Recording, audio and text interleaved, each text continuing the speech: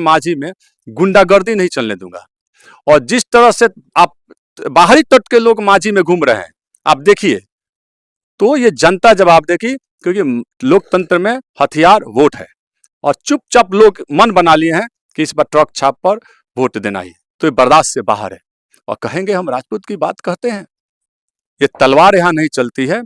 तलवार किस लिए होता है? दलित, शोषित, वंचित, महाराणा प्रताप, छत्रपति शिवाजी, अम्बेडकर जी, तमाम लोगों ने क्या किया? कलम और तलवार भी चलाए, दलित, शोषित, गरीब, स्वर्ण को बचाने के लिए चलाए। वो विदेशी ताकतें के खिलाफ चलाया, उसका उसमें कमीशन है। तो क्यों अधिकारी बात मानेगा? राणा प्रताप किसी से न, जब मैं सदन में चला जाऊंगा, सेवक बनूंगा मांझी का, तो मेरे नाम पर काम नहीं हुआ तो समझिए उसी दिन मैं राजनीति छोड़ दूंगा।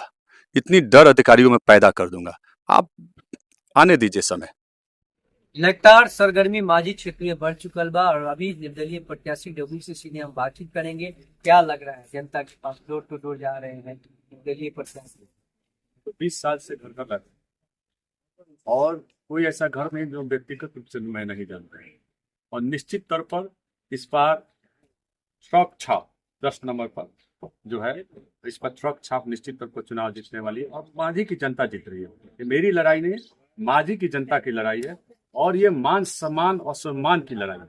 ये आने वाले भविष्य यहाँ गड़बड़ न हो, इसलिए ये मांझी की जनता लड़ रही है। यूपी में बुलडोजर के बाद चला था, मांझी में ट्रक के बाद चला था। का लागत था जनता भर दी उन्हें? एकदम भर दी। ट्रक तो खाली रहेगा ना, ओकरा के जनता भर दे। और 6 तारीख के बुझा दी, बड़े बड़े लोग को समझ में आ जाएगा कि मांझी किसी भी सूरत पर राणा प्रताप के साथ है। और चंद लोग जो हवाबाजी कर रहे हैं, वो सब 6 तारीख को पता चल जाएगा। क्योंकि दलित, अति पिछड़ा, वो भी समाज, गरीब, स्वर्ण, हर व्यक्ति मेरे साथ है। मुसलमान वर्ग भी मेरे साथ है, क्योंकि मैं व्यक्तिगत रूप से लोगों को जानता हूँ। और निश्चिंत रहिए, 6 तारीख को जब ईवीएम में बटन दबेगा तो सिर्फ राणा प्रताप के नाम पर ट्रक पर ही गिरेगा। एक बड़ी समीकरण की हम बात करें तो लगातार पार्टी आपको 3 बार निर्दलीय लड़े और लगातार पार्टी से बगावत करके निर्दलीय लड़ते हैं। क्या लग रहा है? 2 बार तो मांझी के जनता बहाव में चला गया, किसी चीज के लोभ में चला गया।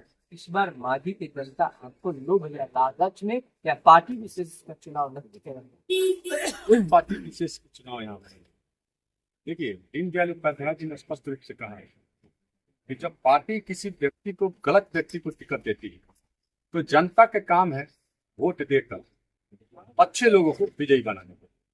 पार्टी से जनता नहीं बनती है, जनता से पार्टी बनती है। इसलिए दीनदयाल उपाध्याय जी ने स्पष्ट रूप से कहा है, अच्छे व्यक्ति को आप वोट दीजिए। पार्टी गलत देती है उसका विरोध करे। और लोकतंत्र में सबसे बड़ा हथियार तो जनता का वोट है, पता चल जाएगा। और किसी भी बाहरी तत्व के लोग यहाँ मांझी में कहीं आने वाले नहीं है। भ्रष्ट विधायक यहाँ से निश्चित तौर पर भी चुनाव ने वाले हैं। राणा प्रताप के साथ किसी की लड़ाई नहीं है, 2-3 नंबर की लड़ाई है। क्या कहेंगे मांझी के जनता के लिए? मांझी की जनता से मैं स्पष्ट रूप से कहना चाहता हूं कि मांझी को बचाना है बाहरी लोगों से, भ्रष्ट विधायक को हराना है, क्योंकि मांझी में नया इतिहास बनेगा।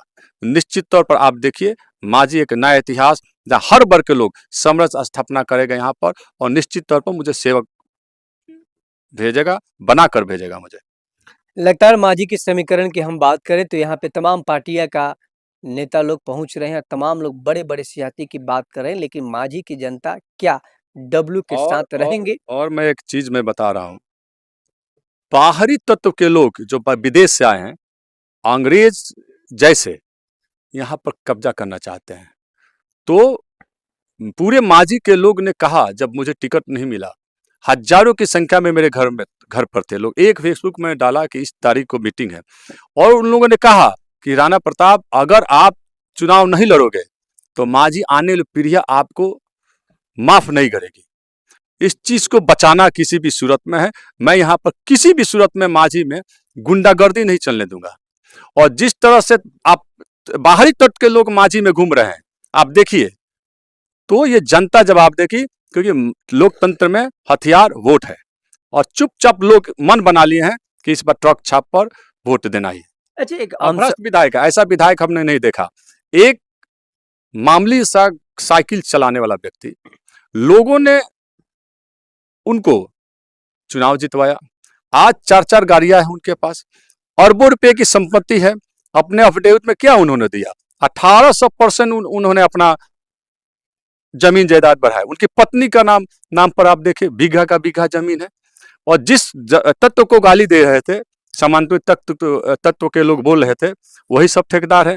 आप वही सामंतवादी ताकतें जो विदेशी हैं, जो अंग्रेज है, जो इस मांझी की अमन चैन छीनना चाहते हैं, अब उनके साथ हो गए। राणा प्रताप और मांझी की जनता ऐसा नहीं होने देने वाली है, क्योंकि मांझी की जनता स्पष्ट रूप से जानती है कि हम सिर्फ राणा प्रताप को ही जानते हैं, वो घर घर का बेटा है। ये लड़ाई मांझी की जनता लड़ रही है। एक इंटरव्यू में रुद्र यादव ने कहा कि रणधीर सिंह तलवार निकालकर मन से कहते हैं कि हम राजपूतों के लिए तलवार की जरूरत पड़ेगा तो हम तलवार निकाल कर रक्षा करेंगे। क्या लगता है मांझी की जनता को तलवार की जरूरत है? वह क्या रक्षा करेंगे?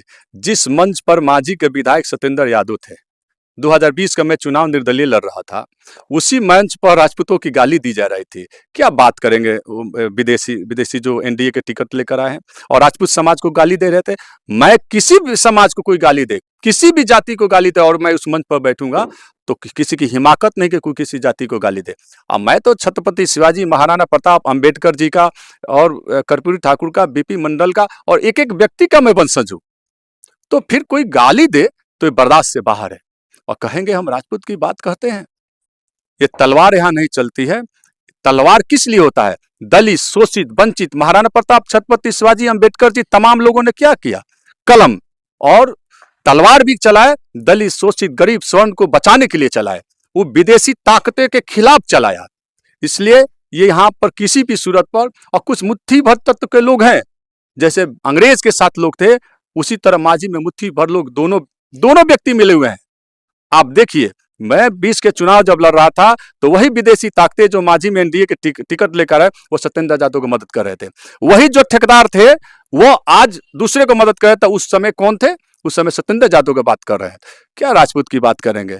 ये सब, मैं तो बिना जाति का हूं, हर जात मेरे साथ है, यही मैं कहना चाहता हूं। अजय, आप एक बार कहते हैं हर इंटरव्यू में कि एक फोन पे अगर विधायक का फोन जाए, काम नहीं हो, तो उसी दिन मैं पार्टी छोड़ दूंगा। देखिए, अगर आपका विधायक ही चोर है तो आप क्या कर सकते हैं? आप मांझी का विधायक तो इतना भ्रष्ट है कि आंगनबाड़ी से लेकर, डीलर से लेकर, रोड से लेकर, जिसमें उसको मिल जाए उसका उसमें कमीशन है। तो क्यों अधिकारी बात मानेगा? राणा प्रताप किसी से न, जब मैं सदन में चला जाऊंगा, सेवक बनूंगा मांझी का, तो मेरे नाम पर काम नहीं हुआ तो समझिए उसी दिन मैं राजनीति छोड़ दूंगा। इतनी डर अधिकारियों में पैदा कर दूंगा। आप आने दीजिए समय।